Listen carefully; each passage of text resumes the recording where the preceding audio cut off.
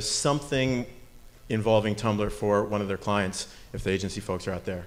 I see a little hand over here. Okay. All right, so it's quite surprising. We had like a few hands on the agency side, a little bit more, on the personal side, but just kind of do some table setting in regards to, what's the tear sheet look like for Tumblr as they launched in 2007. Currently have about 148 employees. There's over 93.6 billion blogs a part of Tumblr. Right? There's over 42.9 million blogs and 42.9 billion posts. There's an epic amount of content that's out there. Does anyone know what Tumblr's slogan is? No? It's everything you find, love, hate, or create. It's kind of fun, right? But no one knows that. When you look at usage, it's down in the teens. The top one being Philippines, followed by USA, Canada, I'm Canadian, Chile, and Singapore. That's popularity. From a usage perspective, it's USA, India, Brazil, Spain, and France. When you think of time spent, it's second, tied with Pinterest, under Facebook, of course, right? From monthly usage perspective. Yet we don't talk about it. Yet we don't involve it as much as we should, from a conceptual perspective, for our brands or even for our own agencies. So I think we're going to talk about a few of those things today. Catherine touched on the student panel yesterday, and they went on quite a tear. If I captured it right, it's juvenile, artistic, monotonous, too much, not important enough, lengthy, don't have time, my favorite, only two of my friends have one. And as recently as the cab ride to this conference, my daughter called me, and my cohorts here from BLiNQ can back me up on this, and she said, "Daddy, please call me when you get a chance, when you can focus." She knows me, because I have a really important question. So I called her over lunch when I could focus, and she asked me, she's 12, if she could have a Tumblr account. How good is that? Right? So I couldn't write that even better. So I'd be really interested, from both my esteemed panelists and everybody else in the room, to help me answer that question. Should my daughter, who's 12, have a Tumblr account? So today, we're going to get into a lot of things. We're going to talk about what the audience is, who is it, where are they, what are they doing, what are they sharing. We're going to talk about advertising options that they currently have and what they need to do for the future. We'll get into brand value, brand importance, some measurement and validation, and of course some analytics and insights that we can kind of pull from these Tumblr experiences and hopefully help you answer if Tumblr has a future. So with that, I'm going to turn it over to David, and he's got a 5-minute, 5-slide presentation. Or less. Yes, that's what I like. So I'll turn it over to you, David. The GIFs are not working. I had GIFs in almost every slide since we're talking Tumblr. So I'm Dave Surgan. I work at Morpheus Media and Createthe Group. I've been working on social efforts between our media agency, creative agency, and e-commerce platform. We've been working with Tumblr for the past several years, and we've watched their team grow into they have a number of strategists now to help with sales, and they have a number of vertical evangelists. So one of our past team members is actually the gaming evangelist, so he has among the coolest titles of anybody I know. So within Tumblr, it all really boils down to one question. If you're looking at a publishing platform, do you want to build something in an island, or do you want to build something where 90 million other blogs are connected to you, and you have a really strong community spending 15 minutes per every single session going through content? If you are looking to publish content, Tumblr is the place to be publishing it. You have a ton of spreadability components built into the platform. Bergdorf Goodman is one of our clients, and they used the Tumblr Radar, one of two of Tumblr's sponsored pieces of advertising. All of their advertising is super rudimentary, and we'll get into that later too, but really straightforward. If you have amazing content, Tumblr has the Radar, and then they have the Spotlight, so to promote your account. So this is the Bergdorf's blog, and if the GIF was working, it would show you all of the content that they were promoting for Valentine's Day coming up. So Bergdorf actually uses the best of both worlds. They have a WordPress blog, which is essentially their social hub, hosted on bergdorfgoodman.com, and they also have a Tumblr, and they use the Tumblr primarily for snack-sized content. So visual storytelling is not going away. They use Tumblr as their primary place to share that visual content.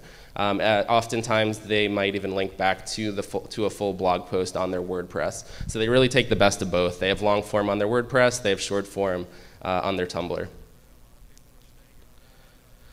And then we have Parks and Rec, another one of my favorites on Tumblr. So Parks and Rec actually takes key moments from each episode. In this case, it's Ron Swanson. You had me at Meat Tornado. They share a lot of amazing content. They share a lot of GIFs. They totally understand what the community is looking for, and the content spreads widely, and it drives tune-in on every Thursday.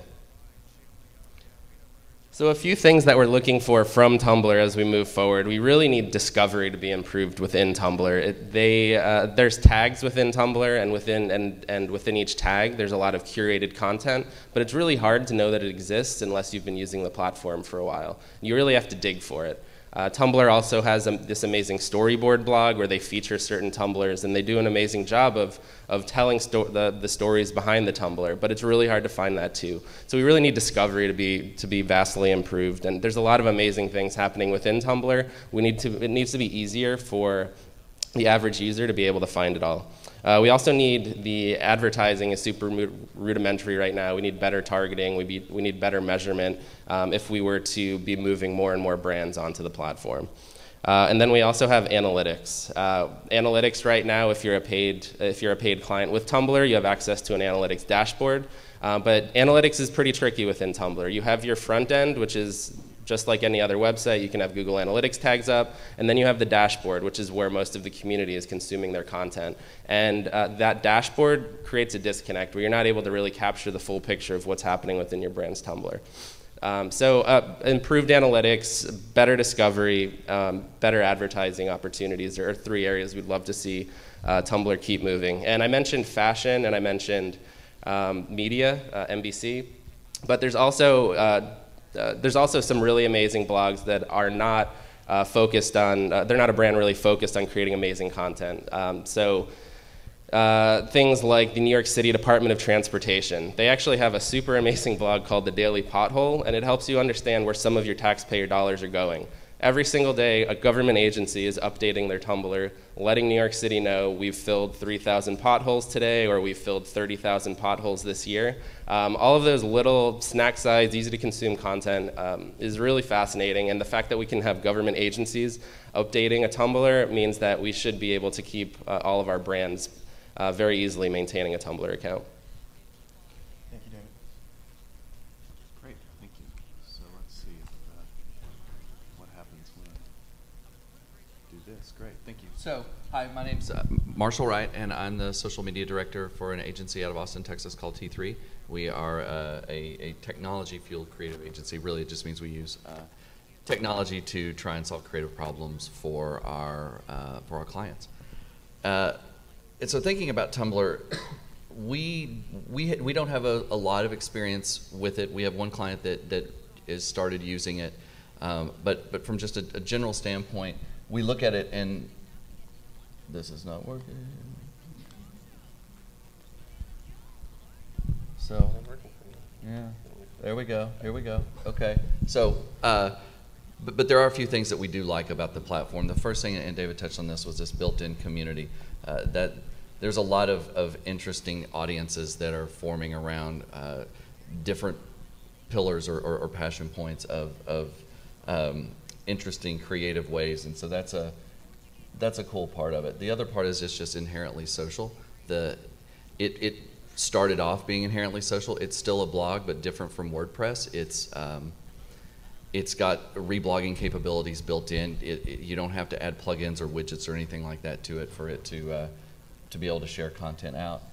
And the other part of it is, I like to refer to it as a virtual bedroom wall. So, you know, if you think back when you were a kid, you were hanging pictures of Van Halen or Farrah Fawcett or Nike or something like that on your bedroom wall, and that's what the audiences on Tumblr are doing now. It over-indexes, I think, in more the 18 to 24 demographic, and instead of hanging this stuff on their wall, now they're actually going and creating Tumblrs around the type of content that they like. But I still think there's a few problems with it, and I'm not quite as bullish as David is in that I think if before you launch into this idea of creating another siloed channel within your digital universe, that you want to look at your .com first. It's your largest digital investment, and is there a way that you can start to bring that richer experience or that more social experience into the .com first? Can you create the kind of platforms that put the kind of content that you may put on Tumblr? Tumblr really, rewards creativity. Can you do that on .com first? Because when people search for you, that's probably what's going to come up. And so I always advise to look there, and if we can build something there, then rather than go to a site like Tumblr, then maybe that's a better way to go. But I look at three things, though, every time we get asked, should we be in Tumblr? I sort of have three criteria. One is creativity. The platform was founded on that, and the audience really awards creative uses of it. There's built-in community, again. So if you can find who your audience is, and if they're forming communities around some of your key passion points, then that may be a good fit for you as well. And the other part is this idea of cost. It's pretty low cost to start up a Tumblr versus that .com idea of going in and maybe having to rebuild the infrastructure of your .com or go through these internal roadblocks that you may have to get. Tumblr's a pretty highly customizable platform with a lot of customizable themes, and so it could be just dev and design cost up front, but then powering it through really good content. And so for us, Sprite, our client Sprite, we looked at this and we wanted to do something interesting around the brand and tell this unique visual story of who they are before the launch of the NBA basketball season last fall. And we looked at all the channels and looked where our audience was, and they were highly active. They were the creators in Tumblr, and they were the creators in Instagram. And so it was a natural fit for us. And also, we couldn't do anything on .com. We couldn't bring this kind of content there just for a myriad of reasons. And so being able to spin up a Tumblr like this gave us that creative platform to connect with that core community of ours and do it at a relatively low cost. I'll get through this quickly. So what's next? I completely agree with David. We have to look at new ad products first. It's hard to find content there. There are way too many side doors to get into Tumblr, and it can create this fractured experience. And so unless you know who the brands are to follow, then you're going to have a hard time. If you're using it from your dashboard, which is the typical user experience, the UX there is not very good, and to be able to find that branded content is hard. And on mobile, it's even harder. It's hard to find that radar, that spotlight product. And then we've got to have a deeper analytics tool, and it's got to be there for more than just a paid client. There has to be a better way, even if it's something along the lines of a Facebook Insights type of platform, that you can start to see what your audience is doing and how they're connecting with you. And I think it needs to get past this niche audience. There's a ton of really creative stuff on Tumblr, but it's largely irreverent. Just in Mashable yesterday, they posted about a photographer creating a new Tumblr called something along the lines of, I created a Tumblr based off of ideas of other people that they wanted to start a Tumblr on. And this is essentially just people tweeting, oh, I should start a Tumblr about that. And he went and created a Tumblr. That's funny, and it's creative, and it's irreverent, and that's the kind of content that's largely being popular there, but it's not coming from brands. And so it either needs to go beyond that and kind of work towards being a social hub, or brands need to start, I don't know, maybe having a little bit more fun with themselves and using that to what the inherent nature of the audience there is doing. So that's what I got. Great, thanks very, very much, guys. I think there's some great things in there. Moving forward, when we look at anything that starts to take charge in the social space, we have to look at audience first, right? So we covered some big numbers of 93+ million blogs that are out there. That's fantastic. We saw the college kids up here yesterday. None of them are using it, and only 2 of their friends have it. The data says that 42% of this engagement is domestically, so there's a lot that's residing outside of our country. I mean, who, in your opinions, is using this? Is it the tweens, teens, hipsters, mommy bloggers? I think it's all of the above. I mean, so we know that between 18 and 34, that's about 55% of their entire community. And I think an interesting point that came up during the student panel was they were interested, they didn't really want to join because their friends weren't on the platform. And I don't know if that's really the core of what you go to Tumblr for.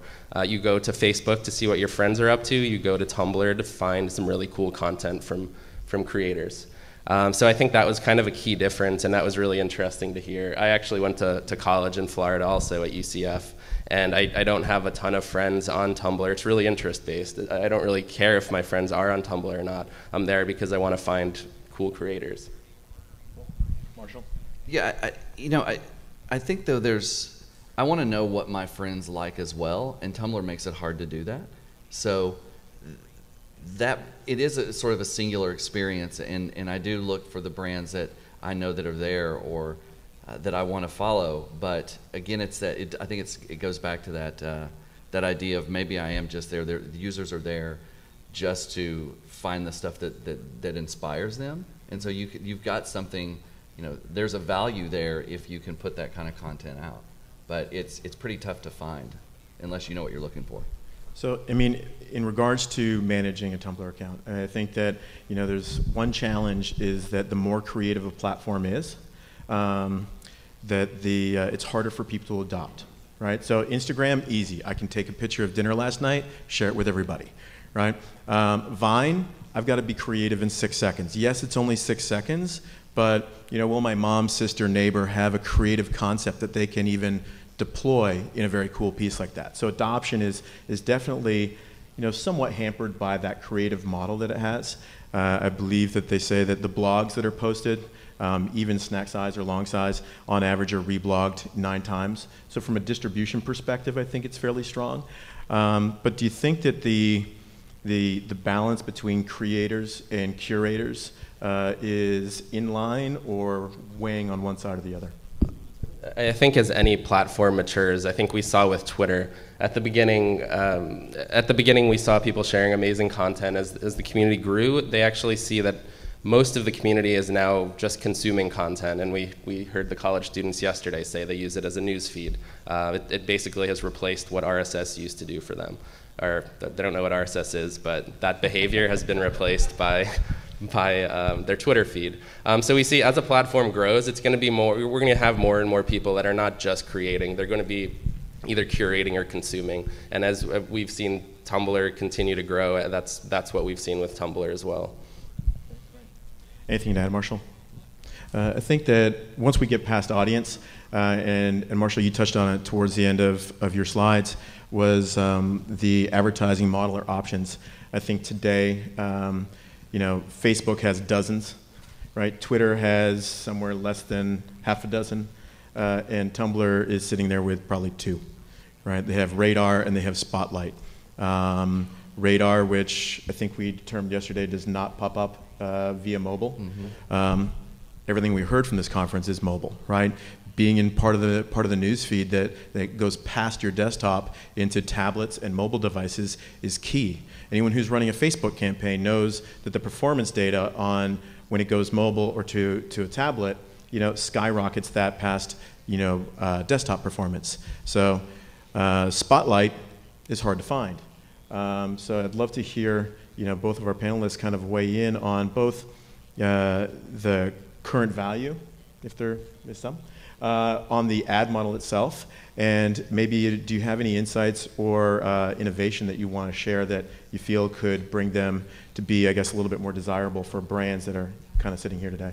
Yeah, sure. I think, there used to be a product that let you pin one of your posts to the top of the dashboard stream, and they took that away last fall. And I think even at its base level, bringing something like that back to create an opportunity to have a featured or a sponsored blog or something like that would be a step in the right direction, especially from a mobile standpoint, because you can't, unless you know what you're looking for on the desktop version, you can't find Spotlight. And unless you know it's there, you've got to, you can drive straight to it. Radar is great if you're there in that dashboard experience, which most people, that tends to be how they're consuming the content, right?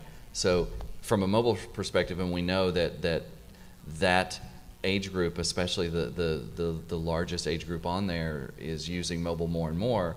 There's got to be a way to put a brand's content in front of that, because discoverability is just, it's really difficult otherwise. So that would be one way I think that I would love to at least as a good start. Okay, we've got 8 minutes left. That was my alarm. I'm being a really good moderator for Catherine. Just one really. What's that? We thought it was your wife, actually, but no. She wants a decision on the Tumblr for his daughter. We need right now, she's watching the live stream. They're watching. Yeah. Like, come on, nobody's told if we can get a Tumblr yet. I just had one really fast point, and that's that they don't want to be a Facebook. They're there to protect the user experience. They're not there for brands first. They're there for their users first, and that's something that we have to commend them on. As marketers, though, we with the sponsored avenues that they have created, we would love to see that flesh out a little more. I'm really curious. They have a really beautiful mobile app. I'm really curious to see how or if they decide to integrate any sponsored content within the mobile app. Mm-hmm. The one thing I'll add real quickly, and David, you brought this up yesterday in our hallway conversation, is that Tumblr is based on the foundation of a lot of tags. And one thing that I'd love is to understand what tags are trending, by category, sports, entertainment, politics, because that's a great way for me to discover, right? And I think that's what's really challenging, is the enablement of discovery on Tumblr, because I might follow 5 or 6 guys, digital or social blogs. How do I find the other 1,000? So with that, I think we'll open it up to questions from the audience. Do you have questions thus far? I mean, well, one thing that I noticed about my Tumblr usage, as minimal as it is, right? So it's always you go in it when there's some like meme exploding, right? So I don't know how exploding it is, but of course there's one about like Marco Rubio and his Poland Spring water bottle. Are you guys familiar with this? Do you read your? Apparently during the GOP response last night, I guess he got thirsty, and so he like goes off camera for a minute and like has to chug his Poland Spring water. I mean, it wasn't like a product placement. Well, so that got me to thinking, like, is the more effective way, and this kind of goes back to the Oreo ad, which has been mentioned now about 237 times at this conference. For an advertiser, can you like hop on a meme on Tumblr? Is there anything that you can do there to make Tumblr useful in that vein? I think I don't know if it's about hopping on a meme, but it's about understanding how memes happen within that community, and understanding how the content spreads, and understanding what value you have to add to that community experience. If you don't have any value to add, you got to figure it out, or you got to get out. So I don't know if it's about like hopping on a trend, but it's about understanding what trends are taking place, and at the right moment, if there's something to add right there, then you can add to it. Yeah, I think I would never want one of my clients to just hop on a trend to hop on it, because if there's no relevance there, you're going to get hammered for it more than anything else, and it's not going to be as useful. That's the power of that platform, though. We see memes pop up like that every single day, all day, every day, and that's why there are so many blogs on the platform itself, because it's a really easy way to do that. I think for a brand to jump on to or be a part of that conversation is to, I said this before, how can you have more fun with yourself? I mean, in general, there's a lot of irreverence on the platform, and that's what gets rewarded. Memes are a part of that. So what can you do to add to that or play into that as a brand that still stays true to who you are? That's a good way to do it. And if you can do it very quickly, then all the better. Yeah, I think that definitely, just to reinforce that, it has to connect with your brand. Don't just try to surf the meme, so to speak. It's great when it happens with a brand naturally. I don't know any of you guys who saw the IKEA monkey. That was pretty funny. There was a monkey loose in IKEA, and it was wearing a pretty sweet Paddington coat. But anyway, then that monkey started to be pushed around. Tumblr had a lot to do with that. Tumblr really kind of launched our US gymnast, McKayla, who's unimpressed. So I think we all saw that kind of take off. I think, again, you do it in a brand reinforcing way that's supportive and playful. If that's right for your brand, awesome. But I mean, I'll go out there and say that I don't think Tumblr is right for all brands. Yeah. I mean, does Pottery Barn and Panera need one? Probably. Does U-Haul and Bank of America need one? I'm not sure, right? So I think, again, with social platforms, you've got to make sure that it's the right place to have that meaningful, engaged connection with your audience. Well, I also just, does anybody have a question? Okay, yep. Hello, Steve, how are you? Sure, Steve Starner, VP of Marketing with Tagged. A great panel, very refreshing to have something new, and only Facebook was only mentioned twice, so that was awesome. I didn't even say money that. shot. We tried hard not to even mention it at all. I had a question for Dave on your retail client. And great case study is really interesting to kind of get a grasp of what Tumblr's all about. Do they also have a Pinterest presence as well? Yeah, they're beasts in the good way. Right. Bergdorf Goodman's on at least 13 social platforms. They do an amazing job of creating content. Pinterest, they're very active. I was just curious if you can compare their experience on both platforms, if one is more important than another, or how it compares. I don't know if we say more important or less important, but we decide where we spend our resources and where we spend our time based on what it's bringing back to the website, if it's driving traffic, or are we seeing some pieces of content resonate. And so we basically have an overarching strategic framework, and we understand how does that strategic framework fit in within all of these different communities, and then we can create customized experiences for each community. I think one thing we didn't touch on was analytics that kind of ties into this, is that when you talk about Pinterest, and if you are a brand that has a lot of great shareable content, I'll mention Pottery Barn and Panera again, or if you're a content hub like Hearst or Meredith, Pinterest is being one of the top, if not the top, site referral sources out there. So I think when we look at Tumblr, I think that that's something that they can evolve on their side to start kind of touting, what the kind of site referral that they're getting, from their creative, cultural connections that they're making on Tumblr. They don't do it today. But it's largely about the behavior of the platform as well, and Pinterest lends itself to being able to be that referral back to your .com, and Tumblr isn't really that. It's really about being in that, consuming that content within the platform. And you also can host your Tumblr on, I think it's tumblr.bergdorfgoodman.com. You can host it on your own domain and integrate the look and feel so that it's integrated with the rest of your site.